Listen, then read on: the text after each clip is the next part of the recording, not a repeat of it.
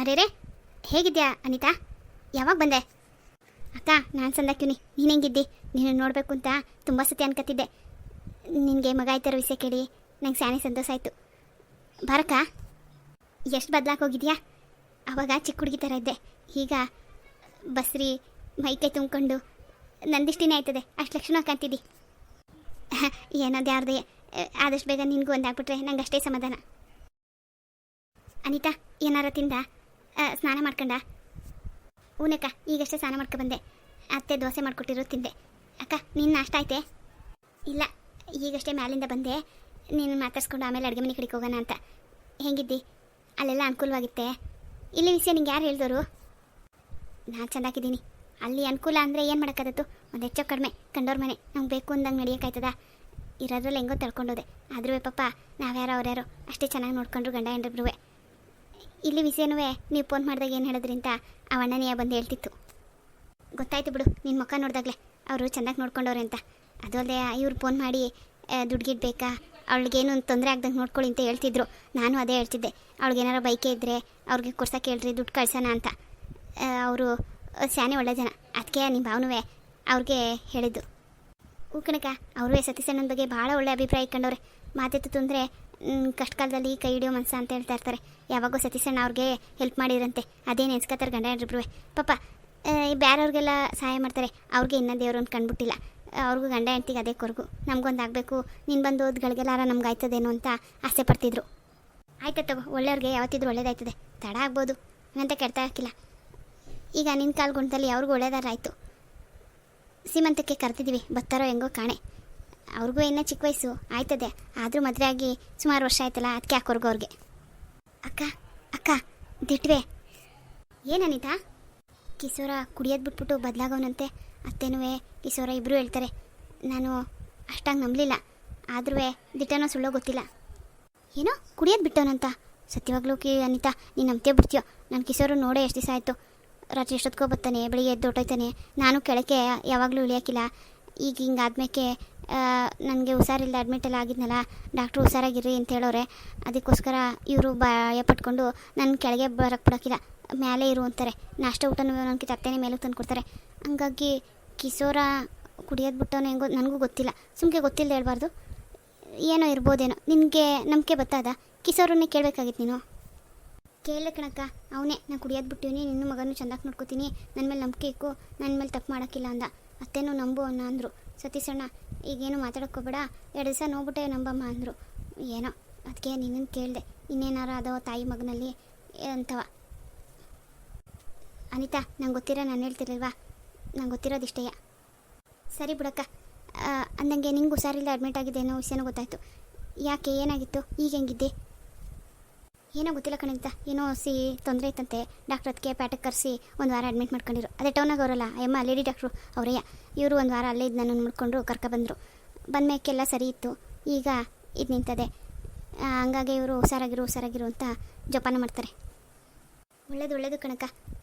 ಸತೀಶಣ್ಣ ನೀನು ಒಳ್ಳೆಯವರು, ನಿಮಗೆ ಯಾರು ಒಳ್ಳೇದು ಮಾಡ್ತಾನೆ, ಏನಾಗಿಲ್ಲ ಬಿಡು. ಸರಿ ಅನಿತಾ, ನೀನು ರೆಸ್ಟ್ ತಗೋ, ನಾನು ಹೋಗಿ ಅತ್ತೆಗೆ ಏನು ನೋಡ್ತೀನಿ. ಇನ್ನೇನು ಸೀಮಂತಕ್ಕೆ ಬೇರೆ ದಿವಸ ಹತ್ರ ಬತ್ತು, ಕೆಲಸಗಳವೆ. ಅಯ್ಯೋ ಅಕ್ಕ, ನೀನೆಂತಕ್ಕೆಲ್ಲ ಮಾಡೋಕೋಯ್ತೀಯ? ಆಮೇಲೆ ಸತೀಶಣ್ಣಂಗೆ ಗೊತ್ತಾರೆ ಸುಮ್ಕೆ ಬೈತಾರೆ. ಅಯ್ಯೋ ನಾನೇನಂತ ಕಷ್ಟದ ಕೆಲಸ ಏನು ಮಾಡೋಕ್ಕಿಲ್ಲ ಬಿಡು. ಸುಮ್ಕೆ ಏನಾಗದೆ ಎತ್ತಾಗದೆ ಅಂತ ನೋಡ್ತೀನಿ. ಇನ್ನು ನೋಡಲಿಲ್ಲ ಅಂದರೆ ಅತ್ತಮ್ಮಂಗೆ ಎಲ್ಲ ನನ್ನ ಮೇಲೆ ಬಿಟ್ಟರು, ಅವ್ರಿಷ್ಟಂಗೆ ಅವರು ತಿರುಗ್ತಾರೆ ಮಾಡ್ತಾರೆ, ನನ್ನ ಮೇಲೆ ಎಲ್ಲ ಬಿದ್ದದೆ ಅಂತ ಸುಮ್ಮನೆ ಬೈಕೊಂಡು ಕೂತ್ಕೋತಾರೆ. ಅಯ್ಯೋ ಏನು ಮಾಡೋಕ್ಕಾಯ್ತದಕ್ಕ, ಈಗ ನಾವು ಬಿಡುವಾಗಿದ್ದು ಹಂಗೆ ಕೂತಿದ್ದೀವಿ, ಕೈಲಾಗದೆ ಇರೋದಕ್ಕೆ ತಾನೇ ಕೂತಿರೋದು. ಆದರೂ ನಿನ್ಗಾರೆ ದಿವಸ ತುಂಬದೆ, ನನಗೆ ಇನ್ನೂ ಇಲ್ವಲ್ಲ. ಆದಷ್ಟು ಮಾಡ್ತೀನಿ ತಗೋ, ಸುಮ್ಕೆ ಅವ್ರ ಮೇಲೆ ಬಿಟ್ಟರು ಯಾಕೆ ಬೇಕು, ಬಂದು ಹೋದವ್ರ ಕೈಲೆಲ್ಲ ಹೇಳ್ಕೊಂಡು ಕೂತ್ಕೋತಾರೆ. ಓ ಅದಿನ್ನೂ ಬಿಟ್ಟಿಲ್ವೇ? ಇನ್ನೇನಂತೆ? ಅಯ್ಯೋ ಏನಿಲ್ಲ ತಾಯಿ, ಅದೇನು ದೊಡ್ಡ ವಿಷಯ ಎಲ್ಲ ಬಿಟ್ಟ. ಅಕ್ಕ ಹೇಳಕ್ಕ.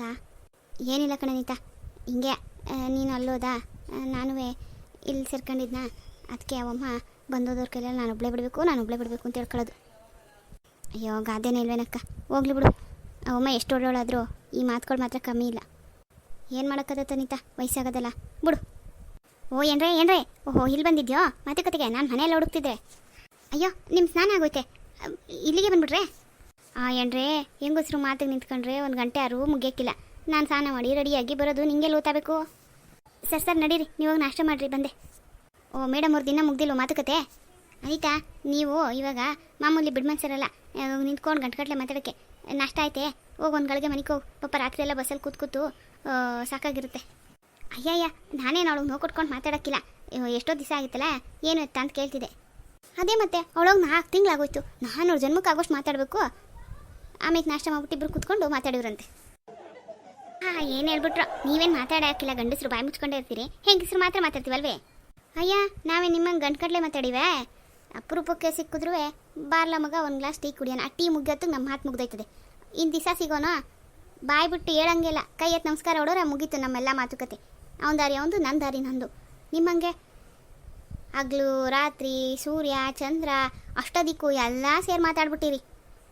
ಮತ್ತೆ ಮಾತಾಡ್ದಿರಾ ಹೆಂಗಸರು ಅಂದರೆ ಸುಮ್ಕೆನೆ ಕಷ್ಟ ಸುಖ ಮನೆದು ಅಶ್ಲುದು ಎಲ್ಲ ತಿಳ್ಕೊಂಡಿರ್ತೀವಿ. ನಿಮ್ಮಂಗೆ ಆಚೆ ತಿರ್ಗಾಡ್ಕೊಂಡು ಬಂದ್ಬಿಟ್ರೆ ಮುಗ್ದೈತೆ.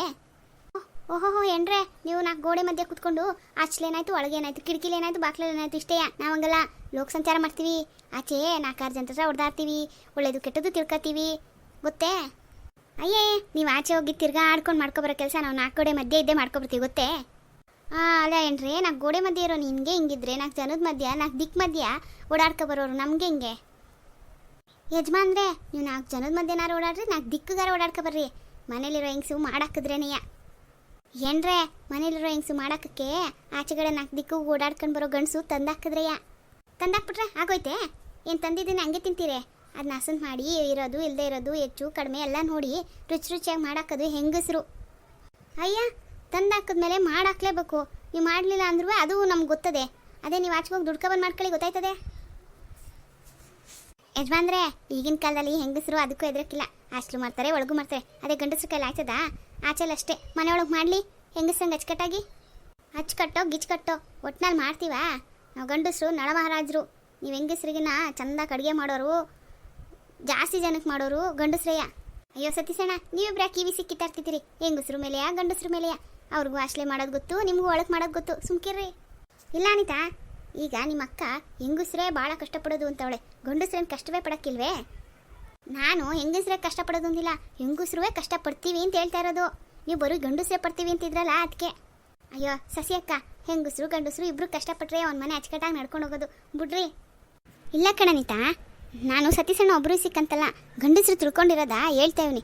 ಅವರು ಆಚೆಲ್ಲಿ ನಾವು ದುಡ್ಕೊ ಬಂದ್ರೇ ಇವ್ರು ಕೊಡಿಗೆ ಹೋಗೋದು, ನಾವಿಲ್ಲ ಅಂದ್ರೆ ಇವ್ರು ಉಪವಾಸ ಮನಿಕ್ಕೋಬೇಕು, ಇವ್ರು 4 ಗೋಡೆ ಮಧ್ಯೆ ಆರಾಮಾಗಿರ್ತಾರೆ ಅಂತಾರೆ. ನಾವು 4 ಗೋಡೆ ಮಧ್ಯೆ ಎಷ್ಟು ಕಷ್ಟಪಡ್ತೀವಿ, ಎಷ್ಟೆಲ್ಲ ಜವಾಬ್ದಾರಿ ವಹಿಸ್ಕೊಂಡು ದುಡಿತೀವಿ ಅನ್ನೋದ ಅವ್ರಿಗೆ ತಿಳಿಸಿ ಹೇಳ್ತೇವನಿ. ಸುಮ್ಕಿರು.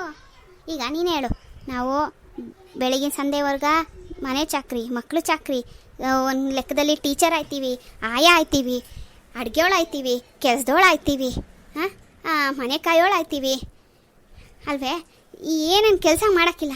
ಗಂಡನ ವಿಷಯದಲ್ಲಿ ಲೆಕ್ಕಾಚಾರದ ವಿಷಯಕ್ಕೆ ಬಂದರೆ ಮಂತ್ರಿ ಆಯ್ತೀವಿ, ಮನೆಯವರೆಲ್ರಿಗೂ ಅನ್ನಪೂರ್ಣೇಶ್ವರಿ ಆಯ್ತೀವಿ, ಮನೆ ಆಗೋಗು ಅಚ್ಚುಕಟ್ಟುಗಳು ನೋಡ್ಕೊಳ್ಳುವ ಮನೆ ಗೃಹಲಕ್ಷ್ಮಿ ಆಯ್ತೀವಿ. ಎಲ್ಲ ಒಂದು ಮನೇಲಿ ಏನಾಗು ಹೋಗುಗಳವು ಎಲ್ಲ ಹೋಗುವೆ ನಾವು ನಿಂತ್ಕೊಂಡು ಮಾಡ್ಕೋತೀವಿ. ಗಂಡಸ್ರೇನು ಆಚೆಗೆ ಹೋಯ್ತಾರೆ, ದುಡ್ಕೊ ಬಂದು ಕೊಟ್ಬಿಡ್ತಾರೆ.